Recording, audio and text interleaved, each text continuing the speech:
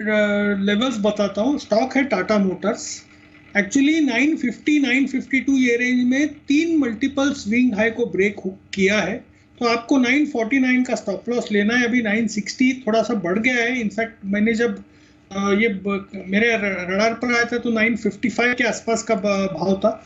यहाँ पर लेना चाहिए। 955 56 आता है, ऐड करना चाहिए 949 का स्टॉप लॉस।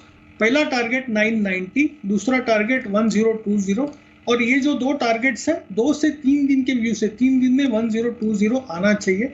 टाटा मोटर्स हम आई थिंक बजट के टाइम, पिछले बजट के टाइम पे मैंने 330 340 में कहा था, और उसका टारगेट मैंने तभी 1500 की बात की थी। आई थिंक वो मूव अभी अनफोल्ड हो रही है। जो 1500 की मैं बात कर रहा हूँ, ये 6 महीने 8 महीने 1 साल में यहाँ से आना चाहिए। बिल्कुल। और आपने बजट के वक्त कहा था, पिछले साल हमारा स्टॉक ऑफ द ईयर भी रहा हुआ है।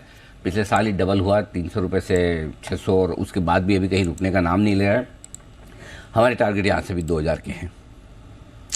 बिल्कुल डबल 2000 के। हाँ बिल्कुल, ये स्टॉक ऐसा है जिसको बेचना ही नहीं है। और क्यों नहीं बेचना, एक तो फंडामेंटल टेक्निकली आपको अगले साहब ने बताई दिया, उनके 1500 रुपये के टारगेट है, उस मुंह की तरफ बढ़ रहा है। हफ्ते भर में 4 डिजिट में भी आपको नजर आए। क्योंकि अगर आपको कोई भी ऑटो स्टॉक खरीदना है तो आप ऑटो स्टॉक मत खरीदिए, पूरा सेक्टर खरीदिए। और पूरा सेक्टर खरीदने का एक आसान सा तरीका मैं आपको बताऊं। सेक्टर में क्या खरीदेंगे आप, या तो इंडियन कंपनी खरीदेंगे या एमएनसी खरीदेंगे। तो इंडियन कंपनी, टाटा की गाड़ियाँ इंडिया में फर्स्ट क्लास बिकती है। एमएनसी कंपनी आपको चाहिए तो जेएलआर है इनके पास में। आपको ठीक ठाक वाली गाड़ियाँ खरीदनी है या लग्जरी, ठीक ठाक वाली गाड़ियाँ तो लंबी लाइन है टाटा की, एक के बाद एक। और लग्जरी खरीदनी तो जेएलआर है। आपको कमर्शियल व्हीकल खरीदने तो टाटा के ट्रक हैं। और पैसेंजर व्हीकल्स में टाटा है ही। चलो आपको पेट्रोल डीजल की गाड़ियाँ खरीदनी तो टाटा के पास है। और आपको इलेक्ट्रिक व्हीकल खरीदनी तो इंडिया का टेस्ला भी यही बनने को तैयार है। मतलब आपको और क्या चाहिए, खाली आप अगर आप जिद्दी करेंगे नहीं, मैं तो 2 व्हीलर और 3 व्हीलर ही खरीदूंगा। वो टाटा के पास नहीं है। वो नहीं है।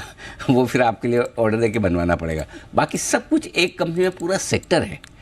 पास्ट भी है, प्रेजेंट भी है, फ्यूचर भी है। इंडिया भी है, ग्लोब भी है, नेसेसिटी भी है, लग्जरी भी है। एब्सोल्युटली। और क्या चाहिए। अब नहीं खरीदेंगे तो कब खरीदेंगे।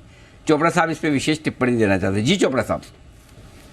मुझे अच्छे से याद है ये 2017 या 18 का हमारा चर्चा थी किसी एक शो में, और उस समय टाटा मोटर्स ने मेसी को अपना ब्रांड एम्बेसडर बनाया था, लियोनेल मेसी को। यस। तो हमारा एक डिस्कशन हुआ था कि अब टाटा जो है वो अब ग्लोबल अपील चाहता है। तो इस पर हमने काफी देर चर्चा करी थी कि क्या मेसी के आने से एक ग्लोबल अपील बनेगी कि नहीं बनेगी। तो शायद आपकी बात अब बिल्कुल ठीक हो रही है कि एक ग्लोबल अपील है आज की डेट में, और आप भी मान रहे हैं कि एक इंडियन एमएनसी है और बहुत ही दिग्गज स्थान रखता है ये। तो हर तरीके से भारत का टेस्ला बनने वाला है ये, और रादर मुझे लग रहा है इट्स इन द मेकिंग। तो जरूर ये एक सुपर मल्टी बैगर है सर। बिल्कुल। और एन चंद्रशेखरन साहब जब से टाटा सन्स के चेयरमैन बने, Tata Motors was the last company, और लोगों को ये लगा ये इनसे ठीक नहीं होगा, बाकी सब कर दिया इन्होंने। बाकी सारी कंपनियां दौड़ गई, जबरदस्त फर्स्ट क्लास, एक के बाद एक ट्रैक पे आ गई।